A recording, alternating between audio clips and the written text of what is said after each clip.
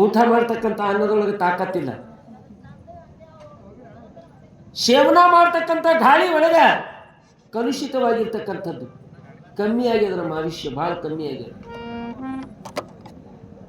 ಯಾವ ಹಿಂದಕಿನ ಕಾಲಕ್ಕೆ ನಮ್ಮ ತಾಯಿಯಂದ್ರೆ ಮನೆ ಒಳಗೆ ತುಪ್ಪ ಕಾಯಿಸ್ತಿದ್ರು.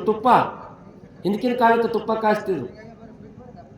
ತುಪ್ಪ ಕಾಯಿಸಿರ್ತಕ್ಕಂಥ ಆ ಮನೆ ಒಳಗೆ ಅಷ್ಟೇ ಅಲ್ಲ, ಇಡೀ ಓಣಿ ತುಂಬ ಎಲ್ಲ ವಾಸನೆ ಬರ್ತಿತ್ತಂತ. ಆ ತುಪ್ಪ ಉಂಡವನ ಕೈ 8 ದಿನ ವಾಸನೆ ಹೋಗ್ತಿದ್ದಿಲ್ಲ.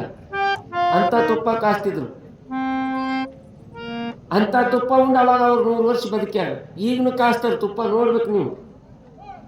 ಮೂಗು ಇಕ್ಕಿಸಿ ಮುಗ್ನಾಗ ಹಾಕಿದ್ರು ಬರಲ್ಲ ವಾಸನ. ಇಂಥ ತುಪ್ಪ ಉಣೋದು BP ಶುಗರ್ ಹೆಚ್ಚಿಗೆ ಆಗೋದು. ಯಾವ ನಾವು ಅವ್ರ ಪ್ರಕಾರ ಹೋಗೋಣ. ಎಷ್ಟು ಅಂತ ಕೇಳಿದ್ರೆ 100 ವರ್ಷ ಆಯುಷ್ಯ. 100 ವರ್ಷ ಆಯುಷ್ಯದೊಳಗೆ ಕತ್ತಲೆ ಒಳಗೆ ಎಷ್ಟು ವರ್ಷ ಹೋಗ್ಯದ ಅಂತ ಕೇಳಿದ್ರೆ 50 ವರ್ಷ ಕತ್ತಲೆ ಒಳಗೆ ಹೋಗ್ಯದ. ಉಳಿತೆಷ್ಟು? 50 ಉಳಿತು. ಬುದ್ಧಿ ಬೆಳಿಬೇಕಾಗಿತ್ತು ಅಂತ ಕೇಳಿದ್ರೆ 20 ವರ್ಷ ಕಳೆದು ಹೋಗ್ಯದ. ಮುಂದೆ ಉಳಿತೆಷ್ಟು? 30. ನಾವು ಏನು ಮಾಡೀವಿ?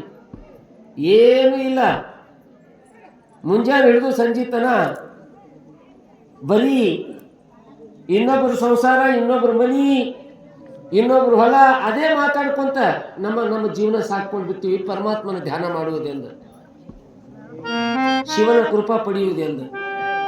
ಅದಕ್ಕೆ ನೆನಕೆಂದರೆ ತೆರೆಗಲ್ಲಕ್ಕೆ ಶರೀರದ ಗೂಡು ಹೋಗದ ಮುನ್ನ, ಹಲ್ಲು ಹೋಗಿ ಬೆನ್ನು ಬಾಗಿ ಅನ್ಯರಿಗೆ ಹಂಗಾಗದ ಮುನ್ನ, ಕಾಲ ಮೇಲೆ ಕೈಯ ನೂರಿ ಕೋಲು ಹಿಡಿಯದ ಮುನ್ನ, ಮುಪ್ಪಿಂದು ಒಪ್ಪು ಅಳಿಯದ ಮುನ್ನ, ಮೃತ್ಯು ಮುಟ್ಟದ ಮುನ್ನ, ಪೂಜಿಸು ನಮ್ಮ ಕೂಡಲ ಸಂಗಮ ದೇವನನ್ನು. ಅನುಭಾವಿಕರು ಹೇಳ್ಕೊಂತ ಬಂದರೆ ಬಸವಣ್ಣನವರು. ಯಾವ ಶರೀರ ಹೀಗೆ ಭಾಗದ ಮೂಲಕ ಕಣ್ಣು ಕಾಣಲಾರ್ದಾಗ, ಕೈ ಕಾಲುಗಳನ್ನ ಆಲಿಸಕ್ಕೆ ಬರಲಾರ್ದಾಗ ಪೂಜೆ ಮಾಡ್ಕೊಂತೀನಿ, ದೇವರು ಧ್ಯಾನ ಮಾಡ್ಕೊಂತೀನಿ ಅಂದಾಗ ಅಲ್ಲ. ಕಣ್ಣಲ್ಲಿ ದೃಷ್ಟಿ ಇರೋ ತನಕ, ಕಾಲು ನಡೆಯುವ ತನಕ, ಕೈ ಏಳುವ ತನಕ ಒಂದಿಷ್ಟು ಲಿಂಗ ಪೂಜೆಯನ್ನು ಮಾಡ್ಕೊ ಅನ್ನತಕ್ಕಂಥ ಮಾತನ್ನು ಹೇಳ್ಕೊಂತ ಬಂದ. ಒಂದು ವೇಳೆ ನಾವು ಹಂಗೆ ಹುಟ್ಟಿ ಹಂಗೆ ಸತ್ತು ಹೋದೆವು ಅಂತ ಕೇಳಿದ್ರೆ, ಪರಮಾತ್ಮನ ಧ್ಯಾನ ಇಲ್ಲ, ಗುರು ಇಲ್ಲ, ಪುರಾಣ ಇಲ್ಲ, ಪ್ರವಚನ ಇಲ್ಲ, ದಾನ ಇಲ್ಲ, ಧರ್ಮ ಇಲ್ಲ, ಹಂಗೆ ಹುಟ್ಟಿ ಹಂಗೆ ಸತ್ತು ಹೋದೆವು ಅಂತ ಕೇಳಿದ್ರೆ, ಶಿವ ಧ್ಯಾನ ಶಿವ ಚಿಂತೆ ಇಲ್ಲದ ಮನುಜ ಶಗಣಿಯಲ್ಲಿ ಸಾಸಿರ ಹುಳ ಹುಟ್ಟಿದಂತೆ. ಪರಮಾತ್ಮನ ಧ್ಯಾನ ಪರಮಾತ್ಮನ ಚಿಂತೆ ಇಲ್ಲದೆ ಇದ್ದಿರ್ತಕ್ಕಂಥ ಮನುಷ್ಯ ಹೆಂಡ್ಯಾಗಿನ ಹುಳ ಇದ್ದಂಗಂತ. ಅದು ಹೆಂಡ್ಯಾಗಿನ ಹುಳ ಯಾಕೆ ಹುಟ್ಟ್ಯಾದ ಅನ್ನೋದನ್ನು ಗೊತ್ತಿಲ್ಲ, ಯಾಕೆ ಸಾಯ್ತದ ಅನ್ನೋದನ್ನು ಗೊತ್ತಿಲ್ಲ. ಅದಕ್ಕೆ ಒಂದಿಷ್ಟು ಶಿವನಾಮ ಸ್ಮರಣೆಯನ್ನು ಮಾಡುವಂಥದ್ದು ಎಲ್ಲರ ಕರ್ತವ್ಯ.